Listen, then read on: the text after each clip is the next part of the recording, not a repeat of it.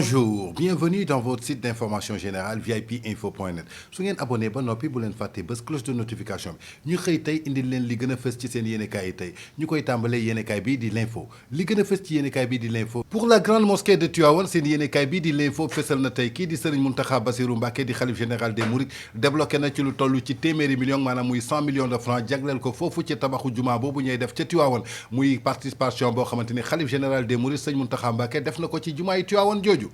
ba tey suñu sukkandikoo ci yéenekaay bi di l'info lépp loo xamante ni jëm na ci wàllu monnaie électronique plus de 51 millions de comptes récents dans l'UEMOA jàppale ni que daal compte UEMOA yi lu toll ci 51 millions maanaam teg nañ ko foofu maanaam jëm lépp ci wàllu monnaie électronique ba tey ci transport aérien bi l'UE continue de fermer Schengen au Sénégal jàppale ni que daal wàllum jaww ji maanaam mooy transport aérien yi kii di l'Union européenne dafay tëj frontière am yi pour Sénégal continuer di ko tëj lu waral loolu nag nee na màggal Tuubaa bi moo tax dafay tëj ay frontière am ndaxte gëmul ni ret gars yi ci màggal bi mën nañ jëlaat mbas mi dugal ko ci réew mi pare indiwaat ko foofu ci Europe moo tax transport aérien l'Union européenne continue de fermer la fermeture des Schengen pour le Sénégal suñu sukkandikoo ci réew mi quotidien li gën a fës tey muy interview bi ñu jagleel kii di Modou Mamoun Ngom di directeur des télécommunications contribution de l'internet au PIB lépp loo xamante ni jëm na ci contribution internet bi au produit intérieur brut muy PIB kii di Mamadou Mamoun Ngom wax na ci fii ci réew mi quotidien nee na les enjeux de la SN 2025 les inondations de la deuxième édition forum du numérique loolu yëpp pourquoi le Sénégal est premier en Afrique loolu yëpp kii di directeur télécommunication di Mamadou Mamoun Ngom dellusi na ci yéenekaay bi di réew mi quotidien su ñu demee fële ca critique li ñu gën a fës tey maanaam lépp lu jëm ci installation du tribunal de Paris et du CORED la gendarmerie des médias prône l'autorégularisation et l'autosaisisme maanaam muy installation boo xamante ni tribunal de Paris dem na ko ci wàllu CORED maanaam gendarmerie des médias daal maanaam lépp loo xamante ni jëm na ci wàllu médias yi lu ñuy prôné maanaam l'autorégularisation et l'autosaisisme ki ko fësal di yéenekaay bii di critique ba tey ci critique ñu ngi fësal benn entretien boo xamante ni de l'homosexuel Mbaye Wade homosexuel boobu di Mbaye Wade nag nga xamante ni faatu na foofu ca Belgique ginnaaw ba mu nekkee woon ak compagnie am boobu nga xamante ni avocat la woon foofu ca Liège Touba di ñett aux dernières volontés du góor jigéen maanaam ginnaaw bañ ko faatee ba mu faatoo foofu ci ay anam yu doy waar dañu ne woon dañ koy indi fii ci Sénégal pour suul ko fi waaye Touba daal nee na ñett aux dernières volontés du góor jigéen donte góor jigéen boobu dafa bëggoon su faatoo ñu indi ko tëj ko suul ko fii ci Touba waaye Touba nee na jamais de la vie du ñu indi góor jigéen di ko suul fii ci Touba la sentence de Mouhamadou Khidma est dans son équivalence Mbaye Wade réputé homosexuel vivait en couple en Belgique avec son compagnon Monsieur Pascal Rodin. Il a été retrouvé mort vendredi dernier à côté d'un lit au deuxième étage de l'habitation où il partageait avec la moitié de sa famille. Veut l'enterrer à Touba la ville sainte di ñett jàppale ni que daal kii di Mbaye Wade di góor jigéen boobu faatu foofu ca Belgique ca Liège te compagnon boobu di avocat di Pascal Rodman kenn du ko suul fii ci Touba. su ñu demee ci yéenekaay bi di tribune di yéenekaay yu des médias relance de l'économie dans les plans de Macky Sall un conseil présidentiel de sortie de crise mardi prochain des investissements massifs dans l'agro-industriel l'élevage promouvoir une politique d'innovation et de reproductivité appel au secteur privé Macky Sall daal benn plan la maanaam lu muy def pour relancer économie bi fii ci Sénégal ginnaaw bi ñu mbas bi sonale moo tax mu teg ay plan yoo xamante ni lu toll ci conseil présidentiel de sortie de crise maanaam mardi dinañ ko def incha allah investissement massif ci agro-industrie ak élevage bi dinañ ko def danañu promouvoir politique innovation ak productivité appel au secteur privé mi ngi woo secteur privé bu baax a baax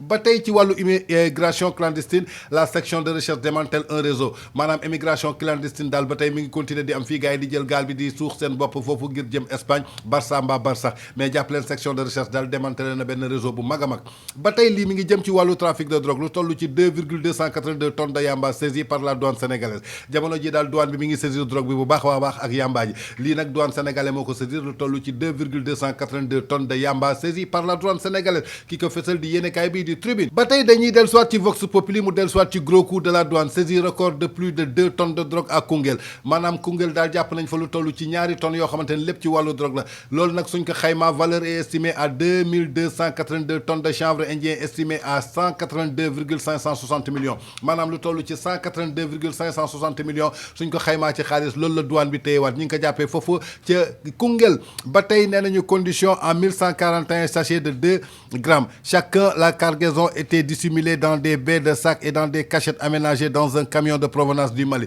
jàpp leen drogue bi daal mi ngi ko defoon ci ay sachet yoo xamante ne ay sachet 2 grammes la dugal ko ci sac camion boobu nag ma nga jógee woon ca Mali douane sénégalaise intercepté ko foofa ca Koungheul foofu lañ leen daanalee maanaam def ko tu ñaawteef yooyu di trafiquant de drogue yi ba tey suñu sukkandikoo ci yéenikaay bi di Vox Populi ñi ngi xamal kii di Ndaraw Sow bokk ci avocat Karim Wade nee na pourquoi Karim Wade ne peut pas être électeur et éligible Ndaraw Sow daal nee na lu tax Karim Wade mënut a nekk candidat te mënul nekk éligible ndaxte ay droits civiques am perte na ko kan moo wax loolu nag muy Ndaraw Sow di avocat Wade fils maanaam di avocat Karim Wade daal dafa mel ni moom kàddoom yu mu génnee tey ak kàddu yu génn démb bokkul benn yoon ñii ne woon ni Karim Wade day ñëw il est éligible mën a nekk candidat 2024 kii di Ndaraw Sow di avocat moom it nee na Karim Wade mënta nekk candidat te il n'est pas éligible ma nga ko waxee ci yéenekaay bii di Vox Populi ba noppi teg ci nee na seule une amnistie peut réhabiliter Karim Wade nee na amul dara lu war a tax Karim mën a nekk candidat wala éligible amnistie dong ko mën a defal Karim Wade ne peut être en aucun cas pour l'article L32 su ñu demee ci yéenekaay bii di l'exclusif lu ñu gën a fësal tey muy annulation des droits de bail sur le titre foncier 2792 DP la DJD2 devant la cour suprême la Socabet en danger jàppale ni daal kii di Socabet jamono ji mi ngi ci danger ndaxte DG2 mi ngi ci devant la cour de suprême ndaxte dañu bëggoon annuler lépp loo xamante ni droit de bail la jëm ci titre foncier boobu nga xamante ni moo soxal terrain boobu di 2792 DP la cité Thiaroye Azur repose sur une poudrière des attributaires sur qui va Bassirou Samba Niasse hérite d'une plate chaude livrée par son devancier Assane Danko devient inspecteur général de l'État. Comment sa famille lébou ont été dépossédés de leur terre au profit du promoteur Mamoun Samb kii daal di Mamoun Samb daal dafa jëloon ay suuf yoo xamante ni famille lébou ñoo ko moomoon foofa ca Thiaroye Azur moo tax jamono ji ñu ne DGID bi mooy direction générale des impôts et des domaines devant la cour suprême la Socabet en danger ki ko fesal di yéenekaay bii di l'exclusif suñu sukkandikoo ci yéenekaay bii di l'observateur li ñu gën a fesal tey muy envoyé spécial de la francophonie Cheikh Tidiane Gadio décline sa feuille de route pour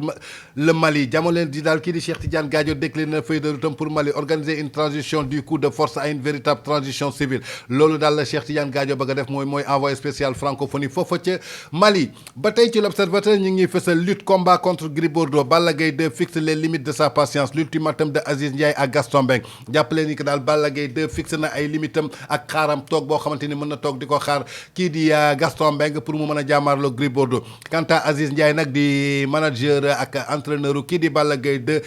jox na daal benn ultimatum Gaston Mbengue ultimatum bi daal maanaam mooy su ko respecté wu rek combat boobu dañ koy annulé Balla Gaye day seeti keneen ki ko fesal di yéenekaay bi di l'observateur ba tey suñu sukkandikoo ci l'observateur ñu ngi fësal lépp loo xamante ni jëm na ci wàllu Covid organique traitement du coronavirus naka lañ koy defee le Sénégal jette le remède malgache à la poubelle maanaam Covid organique bii nga xamante ni bëggoon nañ ko jëfandikoo pour mu doon benn remède wala faj wàllu mbas mi kii di Sénégal sànni na ko ci poubelle bi ndaxte amulu ko benn solo le rapport du professeur Moussa Seydi et compagnie le refus des autorités sanitaires de Madagascar à l'abandon de l'essai de la phase 3 ginnaaw ba ñu abandonné phase 3 bi daal jàppale ni que daal kii di Sénégal moom daal dàq na loolu sànni na ko ca poubelle ba ba tey lii di beneen kawteef muy escroquerie bi nekk ci kan la maanaam muy animatrice boobu nga xamante ne ma nga nekk foofa ca TFM ñu dippee ko Amina Poté au cœur d'un litige foncier Amina Poté kat dafa dugg ci ay njuuj njaaj Amina Poté lu mu defati nee nañu le procureur des terrains et le projet de construction maanaam litige foncier daal la dugg benn escroquerie bu mag moo tax Amina Poté dañ ko traduire foofu sa justice ki ko fesal di yéenekaay bii di l'observateur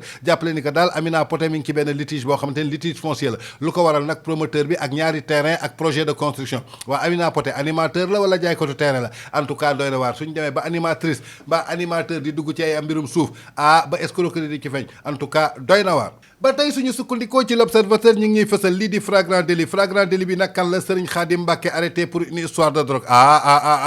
Mbacké ak drogue Mbacké Serigne Khadim Mbacké kii fu mu sante Mbacké ak fu mu jëlee Mbacké en tout cas flagrant délit lañ ko jàpp kii di Serigne Khadim Mbacké dañ ko arrêté pour benn histoire de drogue le jeune marabout a été surpris en compagnie du dealer Maurice Pascal Lo ana Mbacké ak Maurice Pascal Lo Mbacké xasaayit la am jàng ay téere Serigne Touba yow lu la dugal ci drogue est-ce que Mbacké nga reste à voir en tout cas jàppale ni kii di Serigne Khadim Mbacké daal arrêté nañ ko pour une histoire de drogue moom mu doon benn jeune marabout boo xamante ni dañ ko bett ak dealer boobu di Maurice Pascal Lo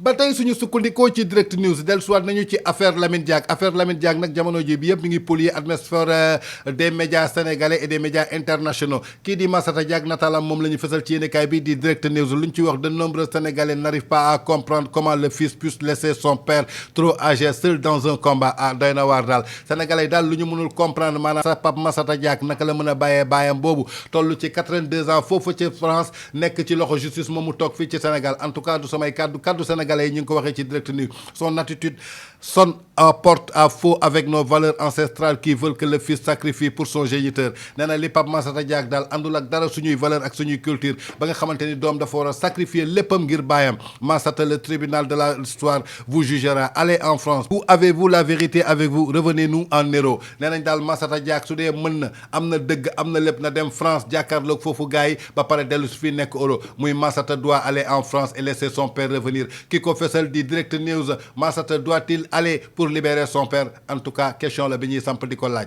suñu demee ci yéene kaayu Cheikh Mbacké Guissé bii di Libération lu ñu xamal Expresso plusieurs serveurs détruits après un mystère incendie ñi abonné Expresso temps yi di ngeen am problème réseau de da ngeen am problème connexion de ay serveurs yu bëre moo yàqu ginnaaw incendie bu doy waar boo xamante ni am na fa incendie bi daal c'est mystique suñu jógee foofu Libération lu ñu fësal ne nañu attaque par skimming contentieux à la GAP et à la BHS 572 cartes bancaires de clients clonés lu waral loolu jàppale ni que daal borom carte bancaire def leen dànk ndax tey attaques yu garaaw ñi ngi am jamono ji ci wàllu gab yi jëm ci wàllu BHS lu toll ci 572 cartes bancaires daal ay clients dañ ko cloné les cybercriminels avaient installé un dispositif malveillant qui récupérait toutes les données des cartes ñii ñoo bare njuuj jaaj moytu leen de banque BHS seen carte yi ngeen di dugal ci gab bi en tout cas ay malveillant daal ñoo xamante ne ay cybercriminels lañ dañuy installé ay dispositifs malveillants carte bu ngeen dugal rek lépp luy donné bu ci nekk dañ koy jël ils ont retiré plusieurs millions de francs CFA après 117 opérations ginnaaw bi ñu defee 117 opérations ñoom daal xëcc nañ fa lu toll ci ay millions yu bëre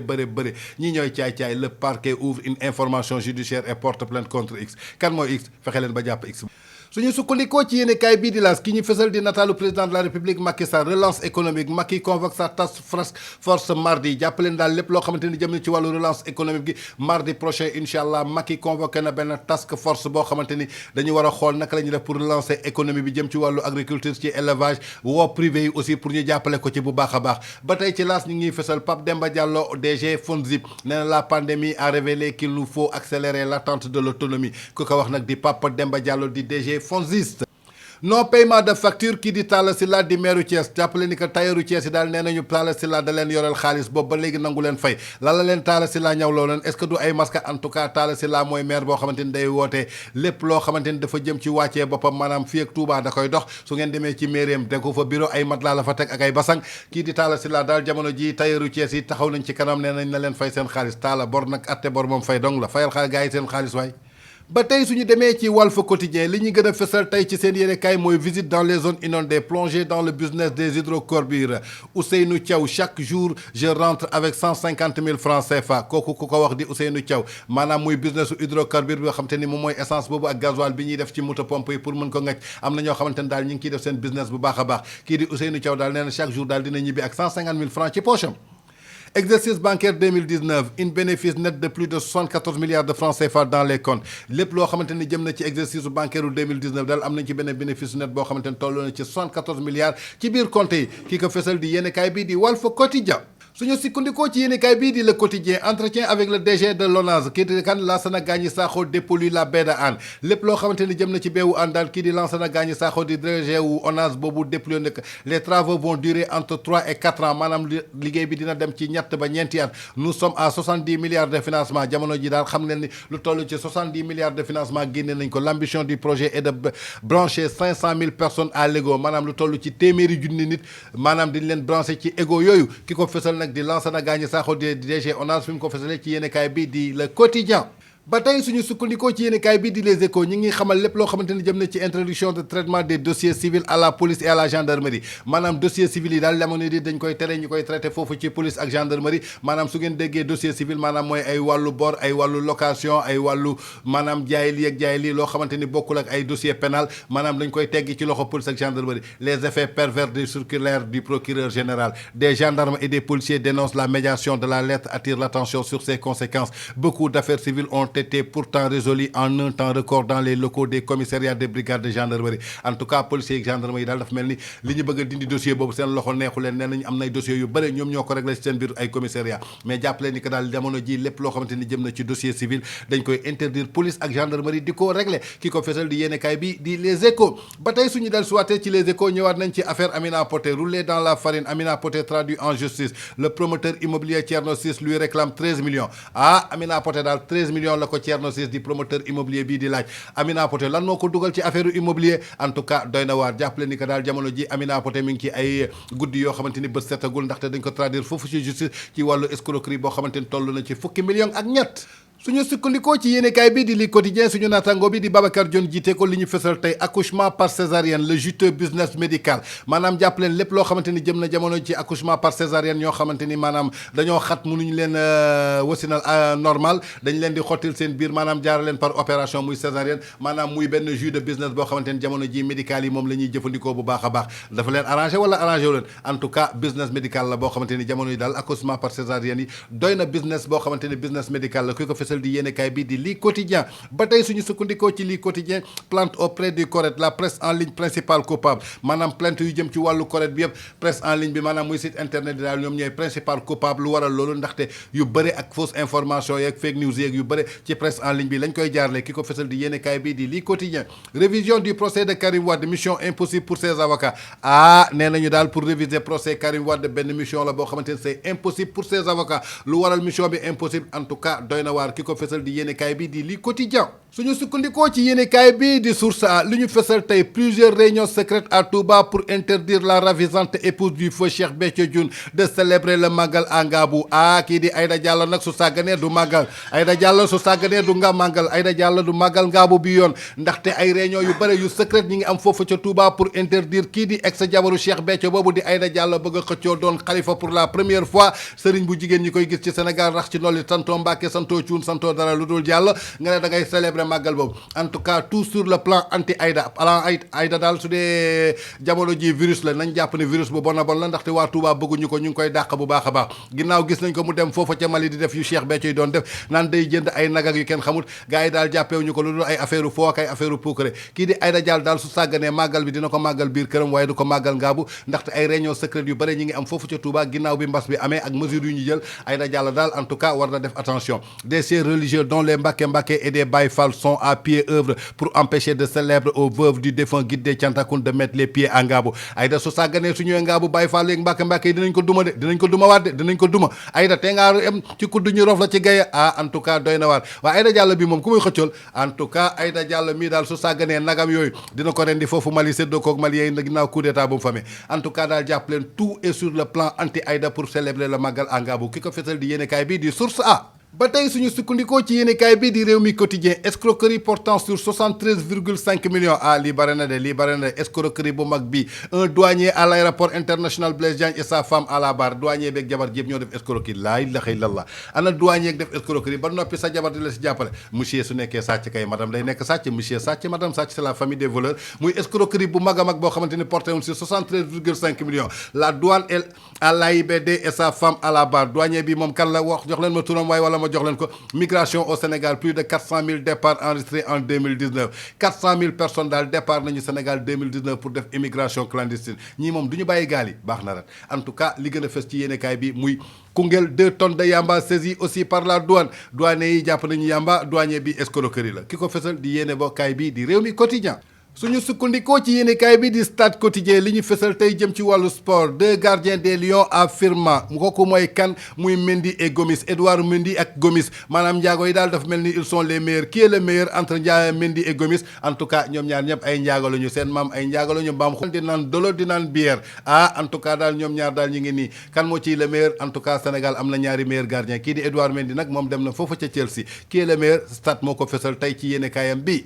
suñu sukkandikoo ci yéenekaay bi di suñu làmb lu ñuy xamal lépp loo xamante ni jëm na ci wàllu assise 2018 situation des managers 4 recommandations au frigo maanaam assise 2018 daal ba mu ñëwee def nañu ay situation managers yi ni ñu nekkee ci wàllu làmb ji 4 recommandations yoo xamante ni dugal nañ ko si frigo ba congelé na ba ñu génnee ko mu seey ñu congelé waat ko en tout cas doy na waar ñu ngi kiy fësal nataalu kii di Mohamed Ndao Tyson mu ne sondage prochain président du CNG Kaolack fait confiance à Tyson dafa mel ni jamono ji Tyson mi ngi ci campagne électorale de mi ngi battre campagne de mi ngi dem ci ñooñam de di leen jox t-shirt ak chandeuse pour gars yi di ko voter ci média bi en tout cas Tyson daal bëgg na toog ci fauteuil boobu remplacer kii di Alioune Sarr kii ko fësal di yéenekaay bi di suñu lam ba tey suñu demee après Garga 2 Gora Sock Ouza Sow 2 Batika Bruce Lee et Franc attendu à Jambar Academy lii doy na waar Bruce Lee daal dafay ñëwaat après Garga 2 Gora Sock Ouza Sow numéro 2 ak Batika Bruce Lee fu mu jëm en tout cas Bruce Lee la Jambar Academy la jëm jërë ngeen jëf ginnaaw bi ñu leen indilee li gën a fës ci seen yéenekaay bii di seen site bii di vipinfo.net nee naa leen su ngeen abonné ba noppi bu leen fàttee bés cloche de notification bi ngir jot yeneen vidéo fii ak loolu ñu leen di jox dig daje ëllëg ci suba et passez une excellente journée.